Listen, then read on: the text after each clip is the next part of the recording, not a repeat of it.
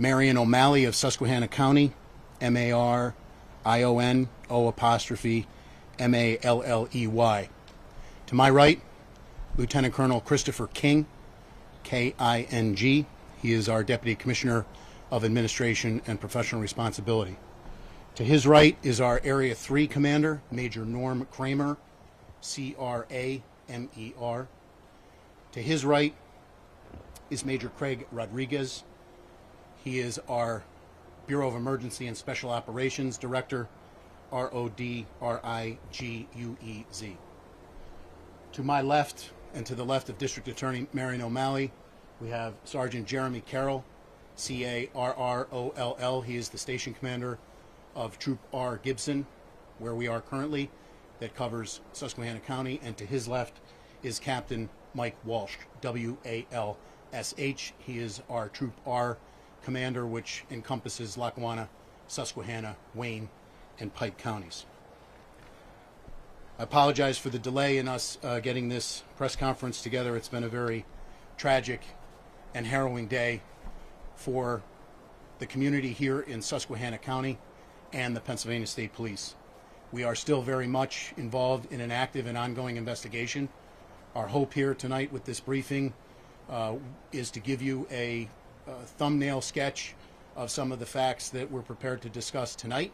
I will be speaking, District Attorney Marion O'Malley will be speaking, and then we will defer to the continued operational cycles in the near future to try and fully run down all of the aspects of this incident. So if I can begin by painting a picture for you, Gibson Barracks, where we are, Susquehanna County, was contacted this morning at 11:17 a.m. There was a report made by an individual that shots were fired in the vicinity of the numeric 20141, repeating 20141, State Route 171, Thompson Township, Susquehanna County. And to paint a picture, this is a two-lane State Route 171 in Thompson Township. It is very rural. That location is one that's of relevance for this incident, but there's also a neighboring property with the numeric of 20034, State Route 171, repeating 20034. And again, these are neighbors, not on the other side of a fence, but several hundred yards away on opposite sides of State Route 171. When the call was received here by Gibson Barracks, it was called in by the boyfriend and cohabitant of our first victim, which I'm going to discuss. Our first victim is Lori Wasco, WASKO. Next of kin have been notified. She is deceased. She was 57 years of age. She was a resident of Thompson Township at that first numeric that I discussed, 20141. Her boyfriend and cohabitant called 911 for the reports to report shots fired in that vicinity. Miss Lori Wasco was shot and killed in front of that residence in the general vicinity of her vehicle. Some of these exact locations, I want to be sure that, given at this point in the investigation, we're still very much mapping the scene and trying to identify the exact sequence of events. But she had been shot. Two troopers were dispatched from PSP Gibson. The first trooper was Trooper Joseph Perechinsky, Perechinsky, repeating Perechinsky. He is a member of the Gibson Patrol Unit. His father, Joseph Sr., is the Chief of Police of Mayfield Borough in Lackawanna County. His brother is an officer with Archibald Police, also has a very strong law enforcement family. He has been a trooper for 6 years. He is single. The second trooper is Trooper William Jenkins, Jenkins III. He has been a trooper for 10 years. He is married and he is a father of 4. I will tell you, both of our troopers currently are stable, and with the help of the continued prayers of the community and their will to continue on. They will be with us, and we are extremely, extremely grateful for that. But back to the timeline of events. At 11:17, when that call came in by Miss Wasco's boyfriend, those two troopers responded. They responded along State Route 191 to try and ascertain the location of that threat of shots fired. The troopers made it out of their vehicle, and they were ambushed from a very good distance away. I don't want to quantify that pending further investigation, but they were ambushed by several rounds of rifle fire from a position of tactical superiority. Trooper Parashinsky was shot twice in the chest/torso area. Trooper Jenkins was shot twice as well, once in each arm. Despite being very severely wounded, Trooper Parashinsky was able to tourniquet both arms of Trooper Jenkins with some further assistance, and their cars where they had arrived and gotten out of were also riddled with gunfire. So I'm not prepared today to speak about how many rounds were actually fired. I do feel confident in saying several dozen rounds were fired in the continuity and the entirety of this incident. So our two troopers have been shot. Two additional troopers were able to come in and evacuate them. We have another victim as well. There was an EMT who was working for Barnes-Kasson Hospital, driving a quick response vehicle, an SUV. He proceeded to respond very heroically to the call for shots fired. He was driving on State Route 171 when his vehicle was engaged with gunfire. He took evasive action and veered off the side of the roadway and crashed. He sustained some injury as a result of that crash. He is listed in stable condition as well. He was able to make it out of his vehicle, and he actually hid for fear that the actor would continue firing upon him. So that brings us to our actor, Carmine, C-A-R-M-I-N-E, Faino, F-A-I-N-O, repeating F-A-I-N-O, 61 years of age. Faino is the resident at 20034, so technically he would be a neighbor of Wasco and her live-in longtime boyfriend. However, their properties are separated by several hundred yards. He, we believe at this point, murdered Lori Wasco, and he was the shooter who shot both of our two troopers, as well as who shot at Carl Lawson. Again, Carl Lawson's injuries were a result of the car crash as a result of the evasive action he had to take while his vehicle was taking fire. So this is obviously a very critical incident. Radio traffic went out that shots had been fired, multiple troopers had been hit, and I would like to try and just at this point blanketly say thank you to law enforcement from Susquehanna, Lackawanna, Monroe, and Wyoming counties, all of which responded. At some point later, we will collate a list to specifically acknowledge all of those people who were able to respond.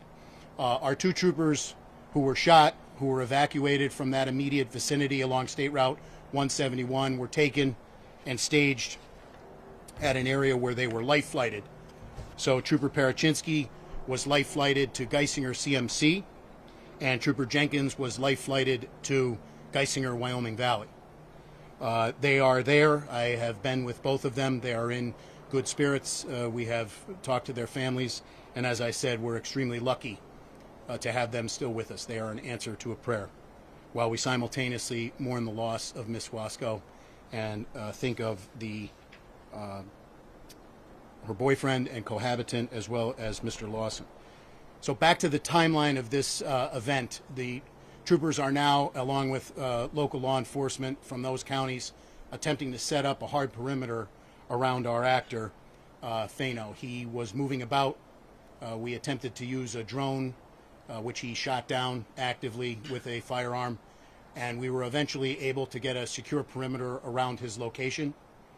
Major Rodriguez's organizational segment, the Bureau of Emergency and Special Operations, encompasses PSP CERT, Special Emergency Response Team. So over a period of time, we were able to hand that secure perimeter, which was being staffed by state troopers and local law enforcement from those counties that I mentioned earlier, to a hard perimeter that CERT was able to take up and again begin their highly trained, high-risk warrant service or barricaded gunman protocols. Well, we attempted at length to try and negotiate with Mr. Fano, our actor here. At one point, I will tell you, he was sitting on a propane tank, which caused further concern that he had attempted to turn that into an improvised explosive device, and we were concerned about other weapons, not only the weapon that he was using a semi-automatic long gun from which he fired several dozen rounds through this incident, but we were also concerned about other explosive devices that he may or may not have deployed at that location. After a period of attempting to negotiate with him, he continued to be a threat, and he was shot by members of the Special Emergency Response Team. He is deceased. So the perimeter still remains, and the processing by the Forensic Services Unit of the State Police is ongoing. We do currently have in place a Area 3 major case team from not only Troop R Dunmore, but also elements from Troop P Wilkes-Barre, Troop F Montoursville, and Troop N Hazleton to bring out the resources to bear to properly process and assess this entire scene. We are conducting a joint investigation with the Susquehanna County District Attorney's Office into the lethal force that was used to neutralize Mr. Fano. At this point, I would like to turn it over to District Attorney Marion O'Malley for a few comments, and then I will retake the podium to finish the briefing and open it up for a few brief questions. It needs not to be said, but I will say it. The Pennsylvania State Police relies on partnerships across the 67 counties of this Commonwealth every day to do the work that we have to do. The partnership that we enjoy here with District Attorney Marion O'Malley is second to none. We appreciate her being here. We appreciate the support that she has given our troopers who were injured, and we appreciate her support every day that she gives as we work for the victims, Ms. Wasco et al. Mentioned in this incident. So with that, I'll turn it over to District Attorney Marion O'Malley. Good evening, everyone. As indicated, my name is Marion O'Malley. I am the Susquehanna County District Attorney. I want to begin by offering my sincere condolences, not only on my own behalf, but on behalf of every member of my office, to Ms. Wasco and her family. A truly tragic event.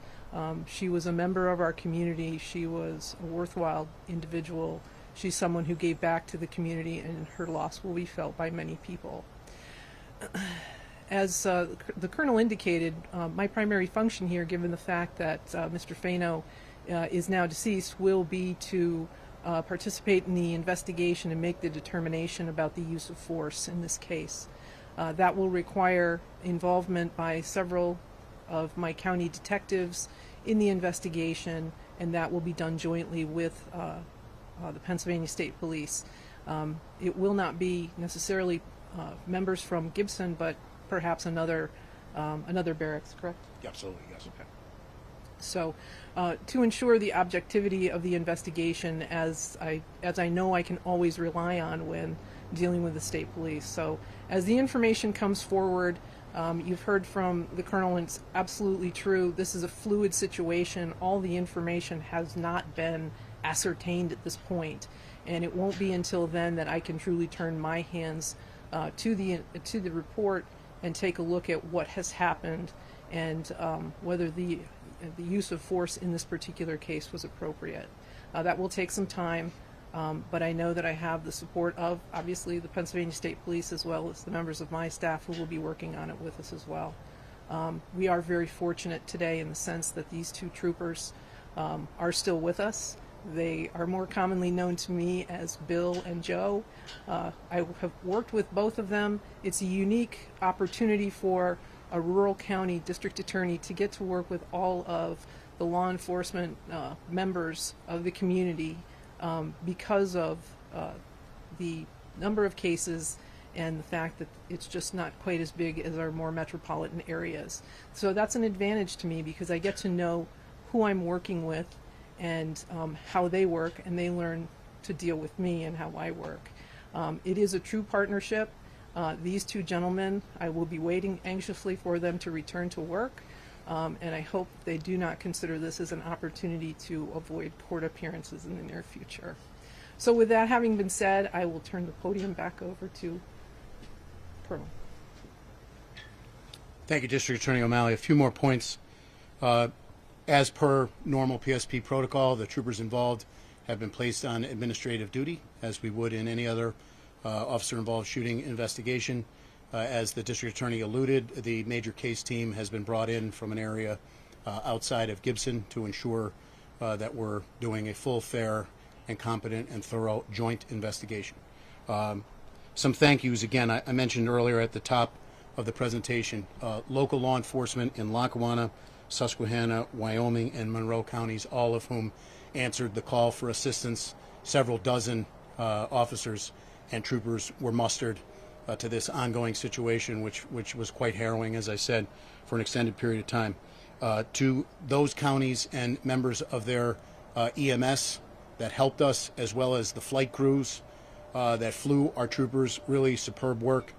To the New York State Police, this organizational segment of Troop R, having been a troop commander up here, it is very frequent that we interact and receive support from our sisters and brothers to the north with the Stetson and the purple tie, and they were integral today after the fact in giving us a command post and some additional communication capabilities until we could get that set up. This was an extremely rural area, and we had some obstacles to overcome. So thank you to New York State Police Superintendent Stephen James. The New York State Police are always there for us, and I hope that they know that the inverse is true.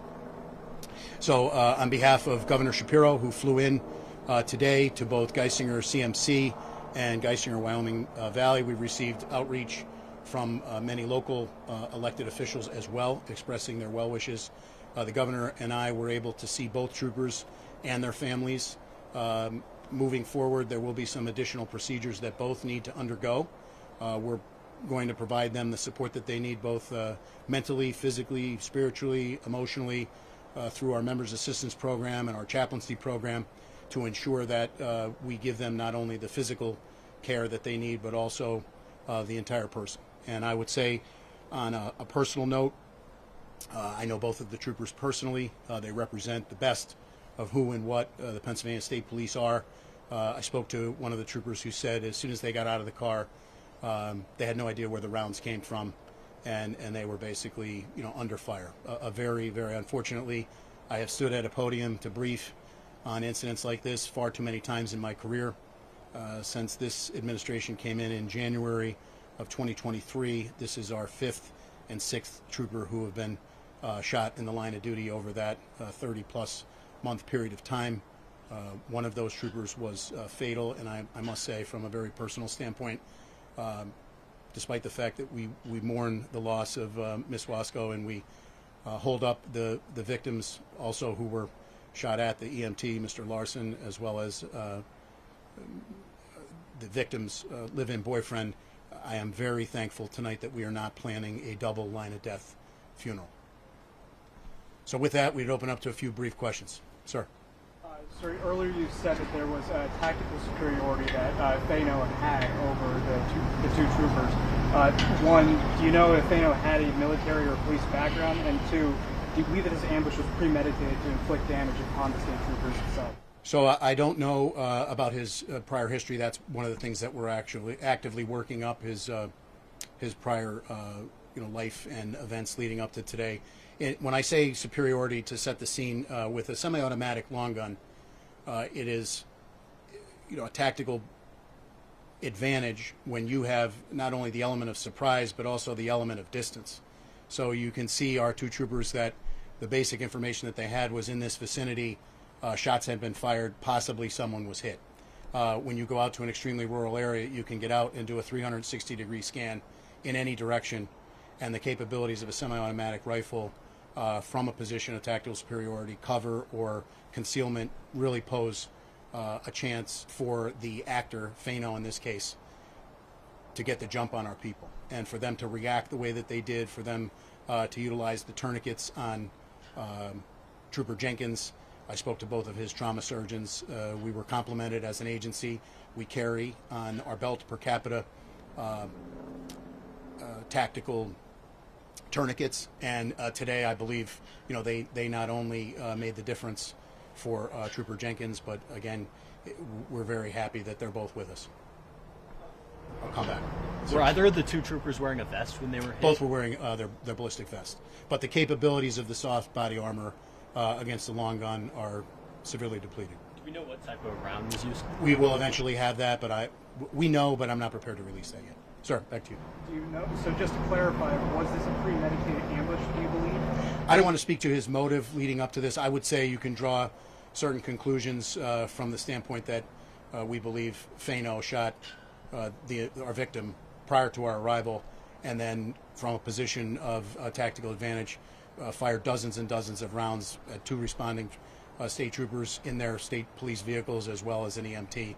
I would say it doesn't lend itself to a spur of the moment type decision, at least once he made the decision to open fire. Anyone else? Sir. Yes. Sure. So we had crews all around Susquehanna County today, and one of them actually spoke to a man who says he called PSP yesterday talking about a man with a long gun walking down Route 171. And I was wondering, was that in fact the case? Was there a call yesterday? At this point, I don't know, and I wouldn't be prepared to say if I did, given the stage where we are, actively trying to run down everything that we need to know about Fano, not only for his actions today, but leading up to today. All right, we will release more information. Trooper Bob Urban, off to my left here, will push information out. We, again, our heart goes out to Wasco and her family. Mr. Lawson, who was shot at. Our heart and prayers go out to him, coming to answer the call for shots fired, not only for a member of the community today in Wasco, but also two Pennsylvania State Troopers. And I'll end where I began, where our thoughts and prayers go out to Troopers Parachinsky and Jenkins and their respective families. They represent, again, the best of who and what we are, and their spirits are high. They are thankful to be where they are today. And again, all of those people, we cannot say thank you enough. We're the beneficiaries rather, of extreme law enforcement partnerships all over this great Commonwealth. We seek to build those on a daily basis. We talk about building those relationships brick by brick, and they pay dividends on days like today. But as a former troop commander and area commander here in the Northeast, it is particularly so up here, and that paid dividends for everybody today. I will tell you again, after those troopers were immediately evac'd, after both had been shot by the two additional troopers that came to their aid, one of the two troopers, Trooper Parashinsky, was able to commandeer a tractor trailer that was driving by, and he ordered the driver of that tractor trailer to pull his semi-rig across the roadway so that more people would not drive down that roadway and potentially be subjected to the fire that the EMT in Mr. Larson was. Again, shot twice.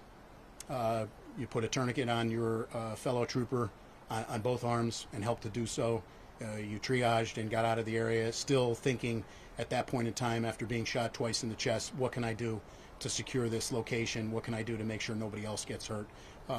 They're the real story here today. So I'm humbled and proud to serve as the commissioner, and I really appreciate all the thoughts in the community and the prayers. We appreciate it very much. Commissioner, can I just say one thing? Sure. To thank the governor for coming up, say PSP strong. I'm glad the governor is backing you people the way he does, and thank you for your leadership. And if there's anything that needs to be done to raise money or something, if these troopers need any kind of help, use post it, and I have a site, we'll put it out there. Anything we can do to help the troopers or their families, we gladly will. Thank you very much. And just a word about that, it need not be said publicly, but I will, to thank the governor for his continued support, not only for our troopers who've been shot, but also the municipal officers across the Commonwealth. He goes, he's physically present, and he cares about law enforcement and tries to give us the very best that he can, along with partners in the legislature in Harrisburg, to give us the tools, the training, and the personnel to meet our mission. So thank you very much.